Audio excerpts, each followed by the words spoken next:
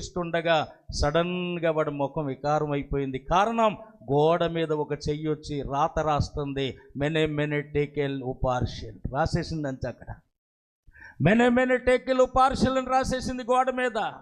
కిక్కంతా దిగిపోయింది మనోడికి, నరాలన్నీ వదిలేసినాయి, పట్టులేవు. కింద పడి బోరుమని ఏడుస్తుంటే ఆ పెద్ద రాణి గారు చెప్పారు, ఏమనో తెలుసా, రే ఎందుకురా ఏడుస్తావు, మన రాజ్యములో దేవతల ఆత్మ కలిగిన వాడు ఒకడు ఉన్నాడు. చేతులెత్తి స్తోత్రం చెప్పండి. దేవుని ఆత్మ కలిగిన వాడు ఒకడు ఉన్నాడు, అతడే చెబుతాడని చెప్పినప్పుడు అతడే ఎవరంటే దానియేలు. దానియేలు దేవతల ఆత్మలు కలిగిన వాడు అన్నారు. అప్పుడు దేవుని ఆత్మ కలిగిన దానియేలును పిలిపించి, ఇదిగో నువ్వు దీనికి అర్థం చెబితే నీకు బహుమానం ఇచ్చి నిన్ను సన్మానిస్తాను. దానియేలు అంటున్నాడు, నీ బహుమానాలు ఎవరికైనా ఇచ్చుకో, నీ బహుమానాలు నాకు అక్కర్లేదు, దేవుడు చెప్పమన్నది మాత్రమే నీకు చెబుతాను. నిన్ను మెప్పించాలని, నీ దగ్గర గౌరవం పొందాలని, నీ దగ్గర సన్మానం చేయించుకోవాలని నేను చెబితే నేను నేరస్తుని అయిపోతాను. ఆయన ఏమి చెప్పమన్నాడు అది మాత్రమే నీతో చెబుతాను.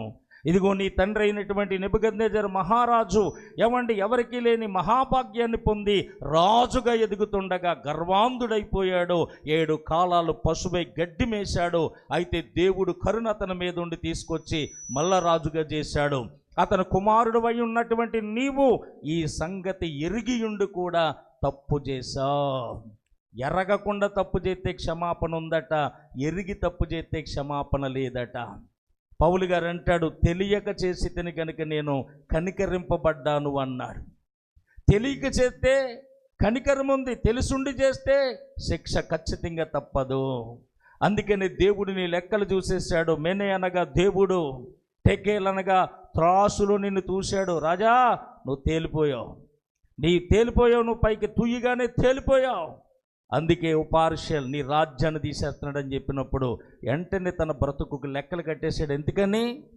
దేవుని ఉపకరణాలకు ఇవ్వాల్సిన విలువ అతను ఇవ్వలేదు కనుక.